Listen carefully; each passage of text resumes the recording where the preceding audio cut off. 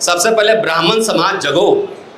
RSS ने तुम्हें दंगाई बना दिया है, हाथ में फरसा पकड़ा दिया है। ब्राह्मण का बच्चा अब दंगा करने जा रहा है। इंडियन रिपब्लिक का, कॉन्स्टिट्यूशन का सबसे ज्यादा लाभ किसी ने लिया है इस देश में, तो वो सवर्ण और खास तौर से ब्राह्मण समुदाय। लाख से ज्यादा स्कूल आरएसएस बीजेपी ने बंद कर दिया है। नौकरियां खत्म हो रही है। पेंशन अटल बिहारी वाजपेयी ने पेंशन छीन लिया। ब्राह्मण प्राइम मिनिस्टर अटल बिहारी वाजपेयी आते आते सबसे पहले डिसइन्वेस्टमेंट मंत्रालय खोला। मैं तो कह रहा हूं कि मोदी जी ने ऐसे ऐसे लोगों को भारत रत्न दे दिया है, या भारत रत्न का कोई मतलब है। आप दिल्ली आइए, सुलभ इंटरनेशनल में घूमिए जरा सा, वहां पर्ची काटने वाले लोग हमारे बिहार के ब्राह्मण लोग, ये पहुंचा दिया आरएसएस आपको। अब मोदी जी ने क्या किया है, बाबा साहब के सामने झुकेंगे, ऐसे झुकेंगे और उनके विचारों को दफन कर देंगे। लेकिन ये लड़ाने भिड़ाने का काम ये आरएसएस प्रोजेक्टेड है, इससे बचने की जरूरत है। चुनाव लड़ा गया था बाबू जगजीवन राम के नाम पर, तो क्या जनता पार्टी के लोग, आरएसएस के लोग ये बताएंगे कि जिनके नाम पर चुनाव लड़ा गया था उनको प्रधानमंत्री क्यों नहीं बनाए? हिंदू राष्ट्र बनाने के चक्कर में हिंदू राष्ट्र बनेगा, मैं सब तो राष्ट्र पुरोहित बनोगे नहीं। बाबा साहब की जयंती पे बाबूजी गए थे बोलने, ध्यान से सुनिएगा क्या बोल रहे थे, 4-5 लाइन सुनाऊंगा खाली। कह रहे हैं मैं यहाँ भारत के एक ऐसे महान, मीनाक्षीपुरम में दलित को तालाब से पानी नहीं पीने दिया। शिक्षा रोजगार का सवाल सबसे महत्वपूर्ण सवाल था और उसको बनाने में बाबूजी अग्रणी के सबसे टॉप लीडर के रूप में जाने जाएंगे।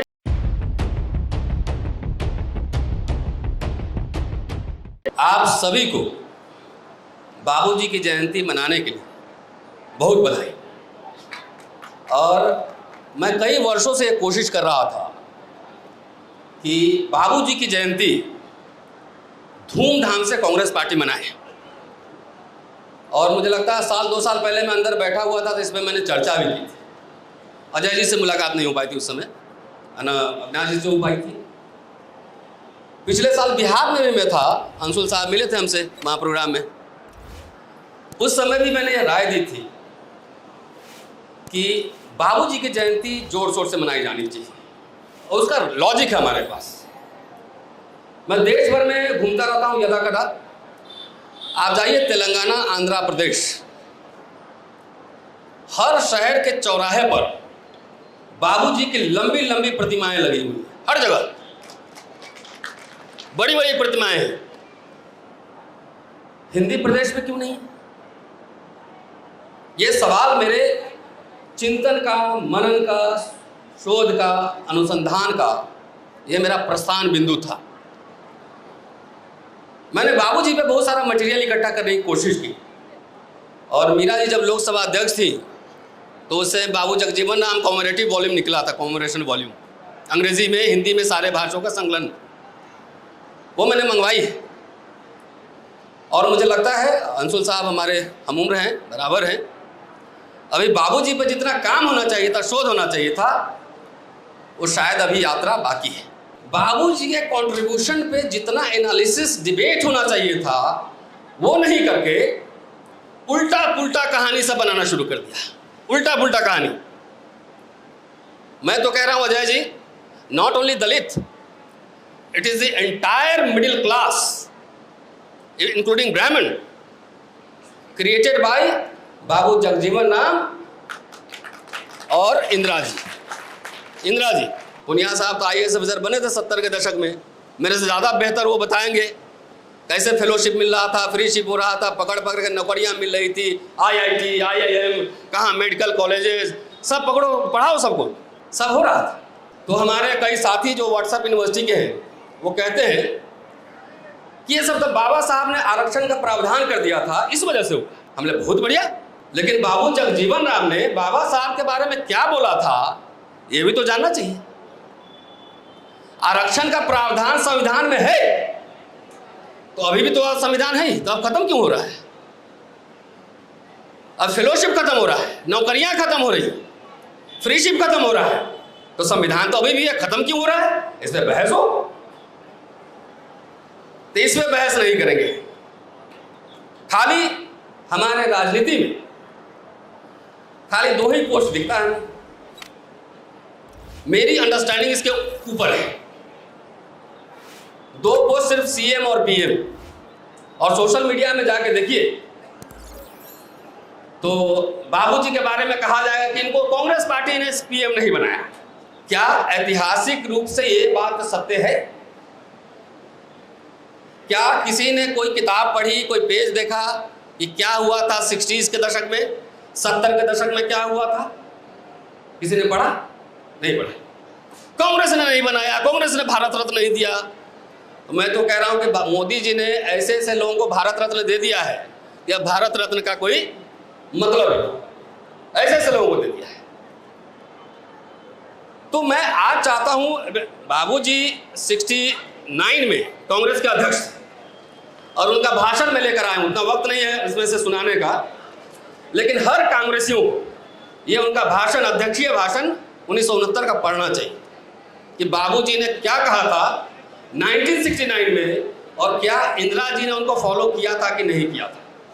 कि इन्हीं के भाषण, इन्हीं के फिलॉसफी, और फिलॉसफी आ रहा है पूरा ट्रेडिशन।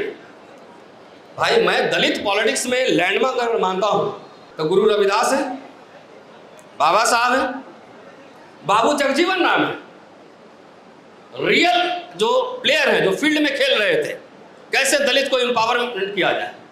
एम्पावरमेंट का मतलब सिर्फ पॉलिटिकल एम्पावरमेंट नहीं, आर्थिक रूप से कैसे सशक्त किया जाए, कैसे पढ़ाया जाए, कैसे नौकरी में लाया जाए, ये तमाम बातें थी। कांशीराम जी हुए, पॉलिटिकल एम्पावरमेंट किए, बहन जी हैं, पॉलिटिकल एम्पावरमेंट के प्रतीक हैं। लेकिन आज उन पे इसलिए नहीं बोलूंगा कि उनकी पॉलिटिक्स कहाँ गई, ये समाज अपना मूल्यांकन करेगा, समय के साथ समाज मूल्यांकन करेगा। मैं तो इतिहास का छात्र हूँ, मैं इतिहास पढ़ता हूँ, पढ़ाता हूँ कि आगे जो बार बार दलित राजनीति में सीएम पीएम की बात होती है। आपको पता है कि शास्त्री जी के निधन के बाद प्रोमिनेंट 3 पीएम के उम्मीदवार थे, 3, मोरारजी देसाई, बाबू जगजीवन राम और इंदिरा जी। कामराज साहब ने मना कर दिया था कि मुझे अंग्रेजी भी नहीं आती है और हिंदी भी नहीं आती है, इसलिए मैं पीएम का उम्मीदवार नहीं हूं। 3 उम्मीदवार थे जिसमें बाबूजी थे, इंदिरा जी थी और मोरारजी देसाई, और नीलम संजीव रेड्डी भी थे। उनकी भी कहानी सुना दूंगा। बाबूजी ने इंदिरा जी के पक्ष में अपना नॉमिनेशन विड्रॉ किया कि अगर मैं इलेक्शन लड़ूंगा तो चूंकि मोरारजी देसाई कांग्रेस के अंदर दक्षिणपंथी माने जाते थे, दक्षिणपंथी, तो मैं चुनाव लड़ूंगा तो इंदिरा जी हार जाएंगी और मोरारजी देसाई पीएम बन जाएंगे। तो उन्होंने विड्रॉ किया। फिर आइए, देखिए बड़े बड़े लोगों से बड़े बड़े मिस्टेक्स भी होते हैं। मैं कई बार कह चुका हूं, कई मंचों से कह चुका हूं कि बाबा साहब अगर कैबिनेट से रिजाइन नहीं करते, जैसे हमारे लोग व्हाट्सएप यूनिवर्सिटी में फैलाते हैं, जैसे बाबा साहब और बाबूजी कैबिनेट में जब बैठते थे ना तो खाली झगड़ा करते रहते थे। इनको पता ही नहीं है कि दोनों व्यक्ति के बीच में पत्राचार होता था। 1935 में जब एनिहिलेशन ऑफ कास्ट छपी, बाबूजी ने बाबा साहब को चिट्ठी लिखा कि मैं इस किताब का हिंदी अनुवाद करना चाहता हूं। 35 की बात कर रहा हूं मैं। जब बाबूजी कैबिनेट में लिए गए तो बाबा साहब ने पहला बधाई संदेश भेजा, पहला संदेश भेजा। हमारे दलित पॉलिटिक्स में क्या किया कि बाबा साहब और बाबूजी जैसे झगड़ा करते रहते थे। ऐसा नहीं है, ऐसा नहीं है। दोनों अच्छे मित्र भी थे।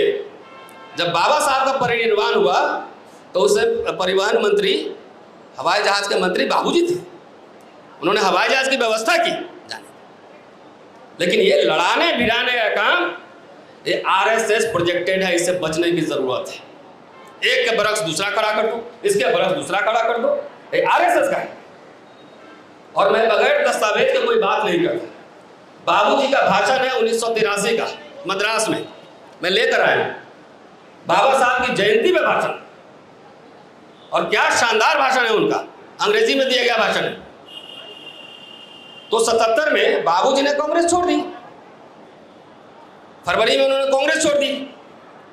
उस समय जनता पार्टी, मैं कह रहा हूं कि जब जो मूवमेंट था इंदिरा जी के खिलाफ, उस भारत के इतिहास में देश के खिलाफ पहला विद्रोह था वो, मैं ये मानता हूं। पुलिस फौज सबको कहा गया था कि आप इंदिरा जी की बात मत मानो, सीधा कहा गया था, और इसके प्रमाण साक्ष्य उपलब्ध है।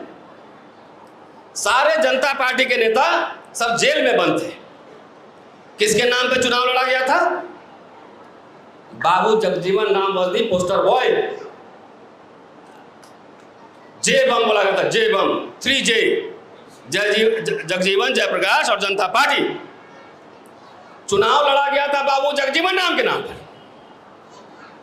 तो जनता पार्टी से या चाहे जयप्रकाश बाबू से सवाल पूछा जाना चाहिए था कि कांग्रेस पार्टी की ओर से बाबूजी कभी प्रधानमंत्री के उम्मीदवार नहीं थे, जनता पार्टी की ओर से उम्मीदवार थे। तो क्या जनता पार्टी के लोग, आरएसएस के लोग ये बताएंगे कि जिनके नाम पर चुनाव लड़ा गया था उनको प्रधानमंत्री क्यों नहीं बनाया? ये सवाल उनसे पूछिए।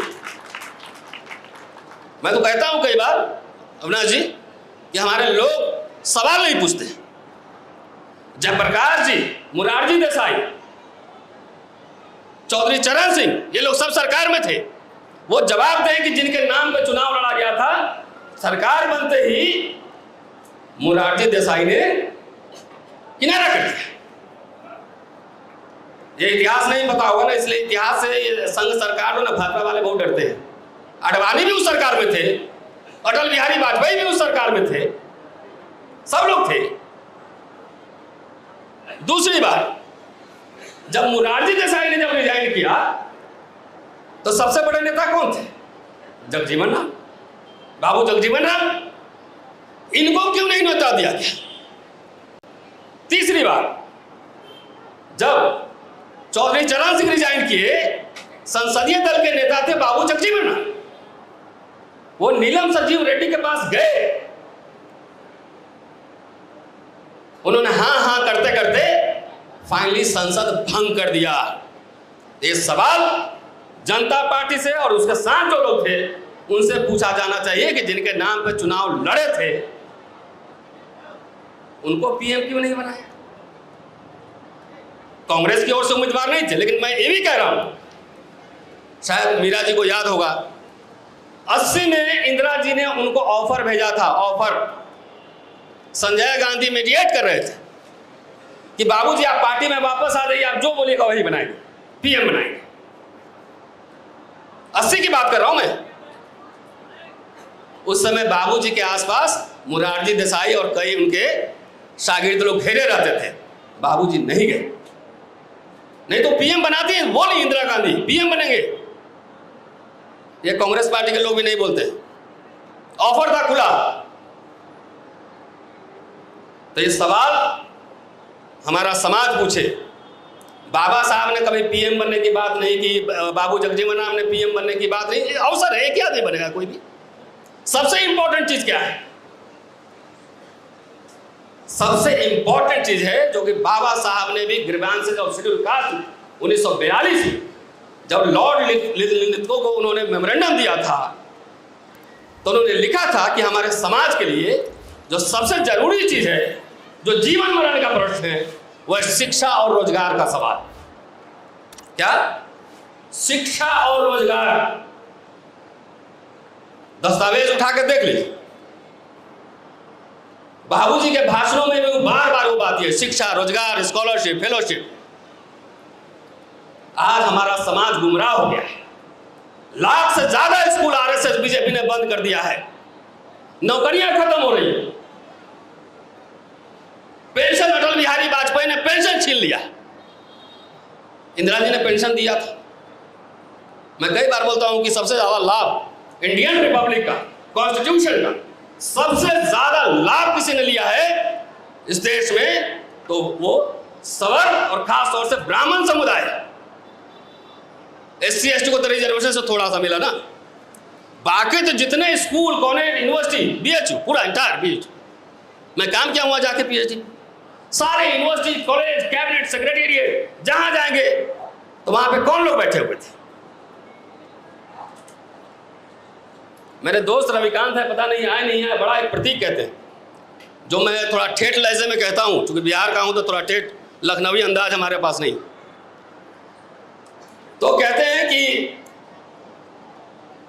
जवाहरलाल नेहरू ने पेन, कलम और सरस्वती को प्रतीक बनाया, तो उन्होंने एम्स खोले, यूनिवर्सिटी खोले, कॉलेज खोले, पढ़ाया सबको, नौकरी दिया। इंदिरा जी ने तो भरपूर नौकरी दी, सारा बैंक का नेशनलाइजेशन कर दिया, पब्लिक सेक्टर खड़ा किया, रजवाड़े खत्म कर दिए, पेंशन दिया। तो एक सेकुलर सोशलिस्ट डेमोक्रेट ब्राह्मण प्राइम मिनिस्टर ने ब्राह्मणों को विद्या का रास्ता दिखाया पढ़ने का, और एक communal right winger fascist pro capitalist ब्राह्मण प्राइम मिनिस्टर अटल बिहारी वाजपेयी आते आते सबसे पहले डिसइन्वेस्टमेंट मंत्र खोला। डिसइन्वेस्टमेंट, पेंशन छीन लिया।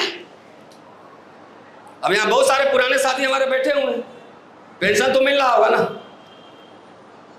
और उसी पेंशन के पैसा से बेटा आपका पेट्रोल डलवाता है बाइक में। छीन लिया गया सब कुछ। और तभी मैं कह रहा हूं सबसे पहले ब्राह्मण समाज जगो। आरएसएस ने तुम्हें दंगाई बना दिया है, हाथ में फरसा पकड़ा दिया है। ब्राह्मण का बच्चा अब दंगा करने जा रहा है, झंडा फहराने जा रहा है बहराइच में, गोली खा रहा है। तो अगुआ जो समाज का दावा करते हैं, पहले वो सोचे कि आपका बच्चा कहां जा रहा है। एक बार चेक कीजिएगा, पूछिएगा कि दिन में जाएगा, लाठी तो नहीं चला रहा है, फरसा तो नहीं चला रहा है। तो सारे स्कूल, कॉलेज, यूनिवर्सिटी, नौकरी सब खत्म कर दिया है, और उसी को बाबू जगजीवन राम, इंदिरा जी वही बना रहे थे। कई बार हमसे पूछते हैं लोग, बोले यहां कई लोग बैठे होंगे जिसका पेट्रोल पंप और गैस एजेंसी होगा, दलित लोग, कैसे मिला? 10-10 लाख रुपए आ रहे हैं महीने के, 10-10 लाख महीने आ रहे हैं। जो गैस एजेंसी चला रहा है, पेट्रोल पंप चला रहा है, पूछे उनसे। अब मोदी जी ने क्या किया है? बाबा साहब के सामने झुकेंगे, झुकेंगे और उनके विचारों को दफन कर देंगे। अब इंडियन ऑयल अडानी गैस लिखा हुआ आता है, चेक कर लीजिएगा तनु साहब, इंडियन ऑयल अडानी गैस। तो संविधान तो अभी भी है, आरक्षण तो अभी भी है, लोग कहां ये बताओ। मैं ओएनजीसी के प्रोग्राम में था, नेहरू जी ने बनाया था 1956 में, और बाबा साहब का आइडिया था। 30,000 स्टाफ होते थे, आज घट के 22,500 हो गए। हम लोग उसमें से 22% मान लो SC ST, 10% 15% ओबीसी होगा, से ज्यादा नहीं होगा। तो 60% कौन? 20,000 लोग के घर में 1-1 लाख रुपए जा रहे हैं, 1-1 लाख। कैलकुलेट कर लीजिए कितना अरब रुपए आपके घर में हर महीने जा रहे हैं। अब मोदी जी सबको जो प्राइवेटाइज कर देंगे तो सब 35,000 पे काम करेगा। आप दिल्ली आइए, सुलभ इंटरनेशनल में घूमिए जरा सा, वहां पर्ची काटने वाले लोग हमारे बिहार के ब्राह्मण लोग, ये पहुंचा दिया आरएसएस आपको, ये किया है। और अभी भी आंख नहीं खुल रही है हमारे समाज को। खास तौर से मैं कह रहा हूं, इंडियन रिपब्लिक, इंडियन कॉन्स्टिट्यूशन का सबसे ज्यादा लाभ लिया इस देश में तो आरक्षण के थ्रू SC ST पहले मिला, और उसके अलावा सवर्ण समाज ने लिया, खास तौर से ब्राह्मण। हिंदू राष्ट्र बनाने के चक्कर में, हिंदू राष्ट्र बनेगा, सब तो राष्ट्र पुरोहित बनोगे नहीं, सब तो नहीं बनोगे। तो कुछ लोग को ये टिक टिक चलाना पड़ेगा, चाइनीज वाला साइकिल, कुछ को सुलभ इंटरनेशनल में काम करना पड़ेगा, कुछ को मजदूरी करना पड़ेगा। तो जो बनाया गया था, और स्पेशली मैं कह रहा हूं बाबू जगजीवन राम का जो कंट्रीब्यूशन है, और इंदिरा जी सुनिए, अरे बाबा साहब थे तो इंदिरा बाबूजी कहती थी, बाबूजी, that was a great honour, बाबूजी। और बाबूजी और बाबा साहब के बारे में जिन लोगों ने कंफ्यूजन फैलाई, वो किताब मेरे हाथ में है, 1983 का मद्रास का भाषण पढ़ ले। बाबा साहब की जयंती पे डॉक्टर अंबेडकर, बाबा साहब की जयंती पे बाबूजी गए थे बोलने, और ध्यान से सुनिएगा क्या बोल रहे थे, 4-5 लाइन सुनाऊंगा खाली।